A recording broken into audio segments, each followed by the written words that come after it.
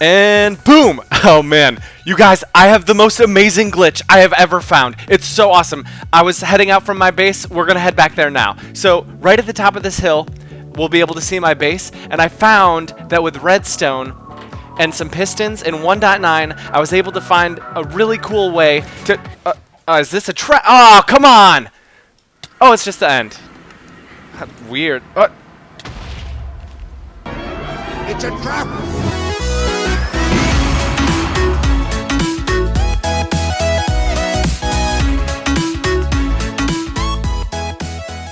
Hey, this is RonnygoBOOM and welcome to my trap tutorial series. Today I'm going to show off a proximity detector that works even though it's completely undetectable. So let's check out that trap I just fell for. It's actually right there. But you'll never see it and it'll never trip unless you're within range of the trap. And you would never fall in it unless you are positioned directly over the kill zone.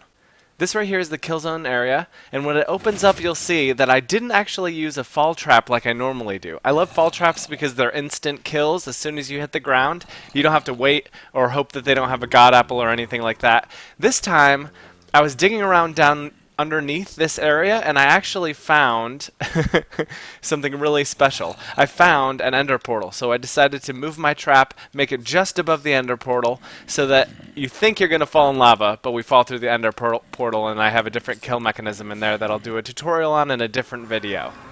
Once you come in here, it automatically spawns this ground beneath you, so I can't drop you in the void, but I can subject you to a line of sight player detector, which is hooked up to this special mechanism that drops a minecart with TNT right on your head. Let's check this out in game mode 0. As soon as he sees you, it launches one of these things, and even in protection 4 gear, I died. Now let's see how this works. If you guessed this was based off of a mob proximity detector, you're totally right. So mobs can't move unless you're within 32 blocks horizontally of them. If you're outside of that radius, they stand perfectly still. But as soon as you move within their radius, they're able to move. So every once in a while, the AI of these mobs will check to see if they can walk to an area outside. That's why we have flat ground here. If they can walk, they pick a random spot within 16 blocks or so, and they try to walk there. They'll path any way they can, but the only way that I allow them to path is over this pressure plate. The pressure plate pushes them back into place, and eventually they'll give up and stop trying to move. Take a look at all these mobs below. I did some other experiments over here, but we're not going to cover those today.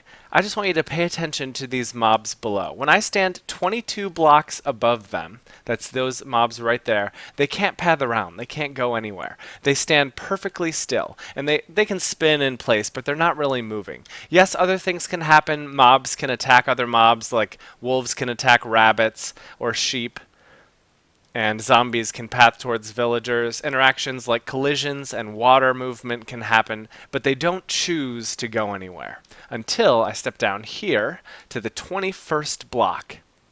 And now you'll start to see, especially the ones beneath me, start to move. And that's a radius of 21 blocks. If I go lower, all the rest of the mobs will start to choose locations to move. And that's how I based this trap. A long time ago, this design was created by Derpcrafter, but unfortunately it doesn't work in 1.9. The more mobs you have hooked up to it, the more reliable and quick the response is. As soon as I go outside their range, they'll stop creating new paths, and as soon as I come inside it, they'll start to trip it again. The more mobs I have hooked up to this, the faster it will trigger. I can use any kind of mob I want. Every single mob that can move is able to be used for this trap. It's really easy to set up. If you'd like, you can even set up AND gates at different sections, and if they go off at the same time, then you can have a very precise trap.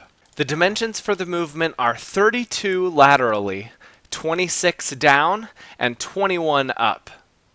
So if I'm standing on this 21st block directly above that villager, he can start to move. But 22 blocks and he won't. Same thing, 33 blocks horizontally is too far, but as soon as I stand within 32, he's able to find a new path. Keep in mind that it's very difficult for him to find a path in this area because this is so thin. That's why over here we have lots and lots of area around. Building this is really easy. All you need are some blocks to build with, a piece of redstone, a stone pressure plate or any other kind of pressure plate, and a sticky piston. And then some kind of mob to put in the center. It really doesn't matter what you use, but I prefer the mobs that are too tall at least. Start by making a little enclosure for your mob out of any block that you like. I like to do this underground. The underground one is my preferred method, and I like to do it 26 blocks away. After you have the place enclosed, put down a pressure plate, redstone, a solid block, and then a sticky piston facing in on top. Then we need a transparent block for right in front of this. You can use stairs, you can use a half slab, you can use glass, whatever you like. Then we just lure or place our mob in there, whatever kind you like. Snow golems are really easy, as long as you protect them from rain. And it works like that. Then just hook up the redstone any way you like. You can hook up redstone from here, or you can hook up a repeater off of this block. Then hook it up to any trap you like. If you set it up, my favorite way is to do 26 blocks up, because then you could hide it under a floor. Signs are a great way to get your victim to stand wherever you want.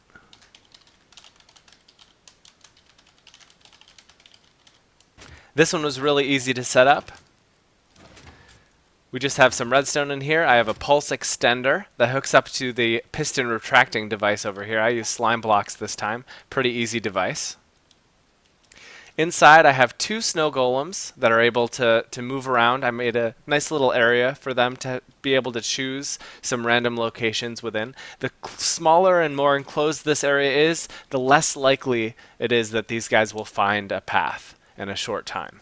This design is fantastic because it's absolutely silent, it's 100% undetectable, and it's really easy to do. It has a great range, but the problem is it's a little bit unreliable and it's not very instant. If you're looking for something more instant, look at my line of sight player detectors, or I have spawner player detectors, or the much more close proximity item pickup player detector. I have new trap videos every Tuesday, so make sure you check this one out. This one's my favorite.